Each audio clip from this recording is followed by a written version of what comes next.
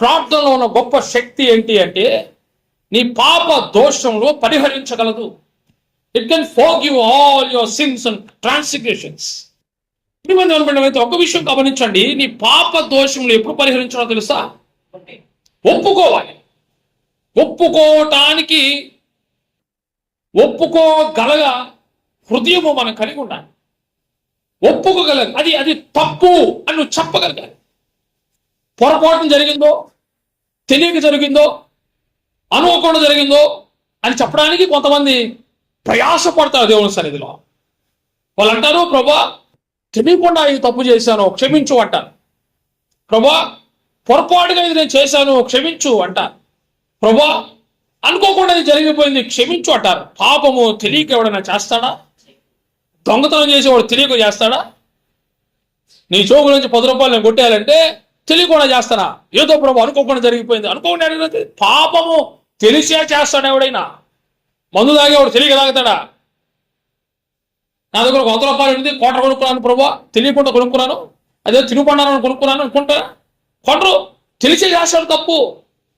ఏ పాపమైనా, వాడు వ్యభిచారైనా, వాడు జోదగాడైనా, వాడు స్త్రీలోడైనా, వాడు పరికమాల శాస్త్రాలు చేసేవాడైనా, వాడు విపరీతమైన నోరు కలిగిన వాడైనా, అనవసరమైన మాటలు మాట్లాడేవాడైనా, బూతులు మాట్లాడేవాడైనా, దేవునికి హేయమైన క్రియలు చేసేవాడైనా, పాపం చేసేవాడు ప్రతివాడు పాపానికి దాసుడైన వాడు తెలియకుండా చేయడు.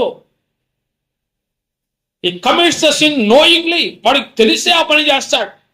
నేను తెలియక తాగానని చెప్పలేడు, నేను తెలియక కొట్టానని చెప్పలేడు, నేను తెలియక అరిశానని చెప్పలేడు, నేను తెలియక ఈ మాట వాడానని చెప్పలేడు, తెలియక చేశాను చెప్పలేడు. దేవుని సందులో నువ్వు ఎలా తెలియక చేశానంటావు?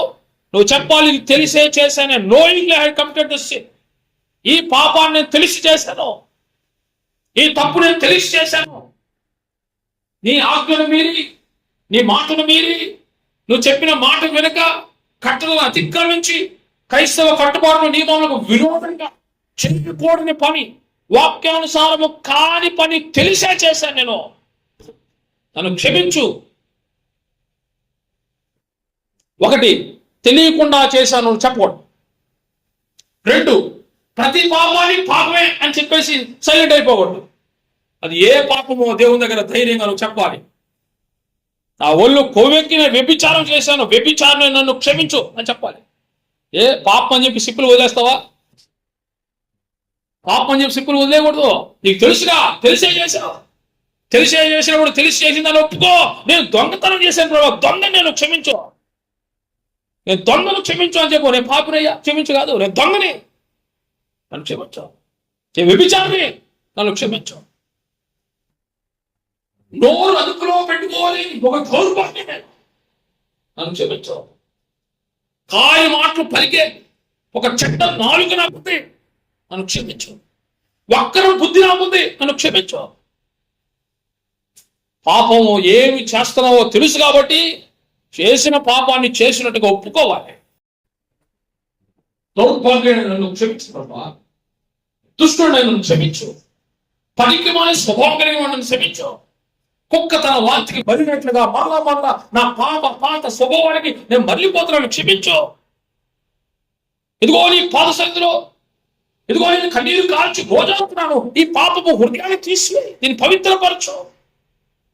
నా బుద్ధి మారే, నా స్వభావం మారే, నా ఆలోచన మారే, నా ఉద్దేశాలు మారే. పాపంలో పుట్టాను, పాపంలో నా తల్లిదండ్రులు గర్భం ధరించింది. ఈ పాప వేక్ష నుంచి విడిపించడానికి నీవు ఈ లోకానికి వచ్చి నా కోసం మరణించి తిరిగి లేచావు. నీ రక్తం వల్ల నేను సంపూర్ణంగా మారను కోరుకున్నావు. కానీ నేను బాప్తిజం తీసుకున్నప్పటికీ, నీ రక్తంలో నేను కడగబడినప్పటికీ, ఒక సంఘంలో నేను సభ్యులుగా చేర్చబడి నీ శరీరంలో పరిమాణం అవుతున్నప్పటికీ నా స్వభావం మారలేదే. క్షమించున్నాను. నీ శరీర రక్తంలో పాల్గొంటూనే, నీ శరీర రక్తంలో పాలు పొందుతూనే నా స్వభావాన్ని మార్చుకుంటున్నానే. ఏం చేస్తున్నానో తెలియకనే ఒళ్ళు కొవ్వెక్కి చేస్తున్నాను. నన్ను క్షమించు. తెలియకుండా కాదు నేను చేసేది. గొప్ప అడిగేవాడు, చిన్న పిల్లవా, చిన్న బాబుయా, తెలియకుండా చేసింది ఎవడని. ఇవన్నీ తెలుసు, ఇక ఉంది జ్ఞానం. తప్పేదో ఒప్పేదో వివేచించే ఆ ఆలోచనని, ఆ హృదయాన్ని దేవునికి ఇచ్చాడుగా.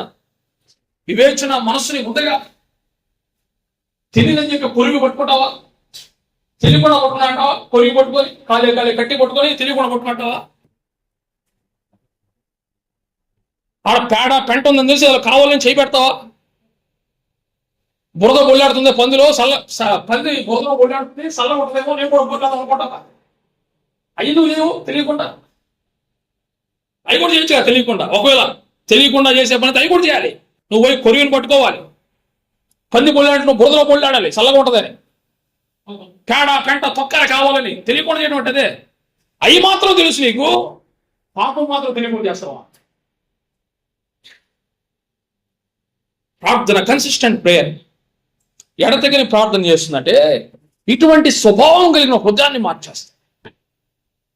ఒకసారి చేసే ప్రార్థన కాదు నేను చెప్పేది, కంటిన్యూస్గా అనుదినము నిరంతరాయంగా చేసే ప్రార్థన ఏం చేస్తుంది తెలుసా?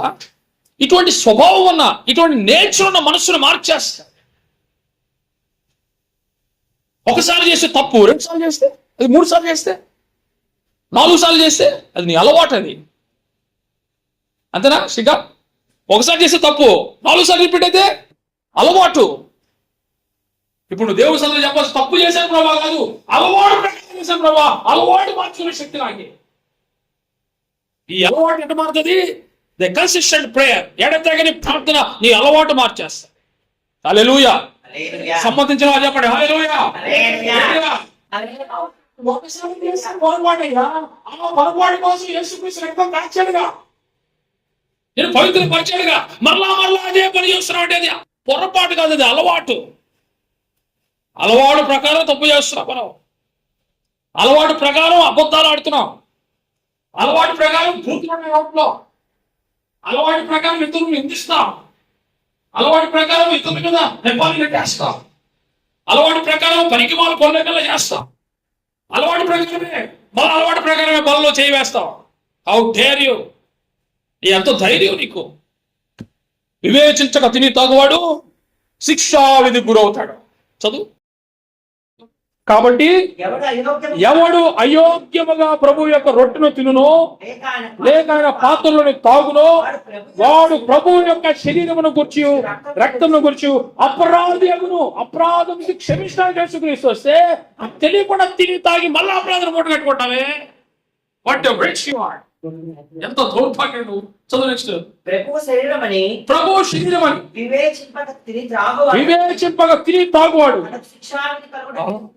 ఇది భయంకరమైన మాట. ఇది ఎంత భయంకరం! ఇది ఎంత వచ్చిన అది 29 వచ్చిన చూడండి. అందరూ ప్రభు శరీరం అని వివేచింపక, అది గుర్తించక, దాన్ని పట్టించుకోక, ఇది ఒక రొట్టె మొక్కలే, ఇది కలిపిన ఆ ద్రాక్షరసంలే అని అనుకొని తక్కువగా చూసి, కీటాగా చూసి ఓసారి తిని తాగడంలో ఏమైంది అని, అది ఆయన శరీరము రక్తం అని నీకు వివేచన లేకుండా పని చేస్తే ఏమైందో తెలుసా? ఏమైందట? శిక్ష పడద్దయ్యా నీకు. శిక్ష నుంచి తప్పించడానికి యేసుక్రీస్తు వచ్చాడు, కానీ నీ బుద్ధి మారక, నీ స్వభావం మారక, నీ నేచర్, నీ ప్రవృత్తి, నీ స్వభావం మారక, బాగుంటే బలంలో చేయొచ్చు, ఏం చేస్తుందో కూడా తెలియక, ఏం జరుగుతుందో కూడా జ్ఞానం లేక నువ్వు చేసే ప్రతి పనికి కూడా తీర్పు గుర్తుపెట్టుకో. శిక్ష నుంచి తప్పించడానికి యేసుక్రీస్తు వచ్చాయి, కానీ మళ్ళీ నువ్వు శిక్షించడానికి కాదు. సో చెప్పాలి దేవుని దగ్గర, ప్రభా ఈ పాపపు స్వభావాన్ని కడుగు. ఈ పని ఇప్పుడు జరుగుతుందో తెలుసా? Consistent prayer cleanse your heart. ఒక ఎడతెగని ప్రార్థన నీ హృదయాన్ని కడిగేస్తాడు. నా కుమారుడా, నీ హృదయం నాకు గివ్ మీ యువర్ హార్ట్. నీ ఆస్తిపాస్తులు నాకు వద్దు, నీ ఉద్యోగము వ్యాపారం నాకు వద్దు, నీ అందము నీ ఐశ్వర్యం నాకు వద్దు, నీ పనిదినాలు నాకు వద్దు, నీ పనికి మన దేవుడి నాకు వద్దు. నీ హృదయం నాకు నేను అడిగితా, పవిత్రపరుస్తా, తిరిగి నీకు ఇస్తా. ఇప్పుడు దాన్ని పవిత్రపరచబడిన ఒక మంచి హృదయంతో నిజమైన క్రైస్తవులుగా మనం జీవించవచ్చు. దావీదు చేసే ప్రార్థన దావీదు జీవితాన్ని మార్చేసింది. ఎందుకో తెలుసా? దావీదు ఎడతెగని ప్రార్థన చేసింది. అందుకనే పాపంలో మరలా పడకుండా వాక్యమే చెబుతుంది ఆ మాట. ఆ బెత్షెబా విషయంలో తప్ప మరి ఎందులో కూడా దావీదు పాపము చేయలేదు. ఎట్లా చేయలేకుండా ఉన్నాడు? అంత పెద్ద పొరపాటు చేసిన తర్వాత రాజుగా ఉండి, అధికారిగా ఉండి, అధిపతిగా ఉండి, అంత గొప్పవాడిగా ఉండి, ఏదైనా చిన్న శక్తి తనకు ఉండి వల్ల పాపం చేయకుండా ఎలా ఉన్నాడు అంటే, దావీదు నిరంతరము దేవునితో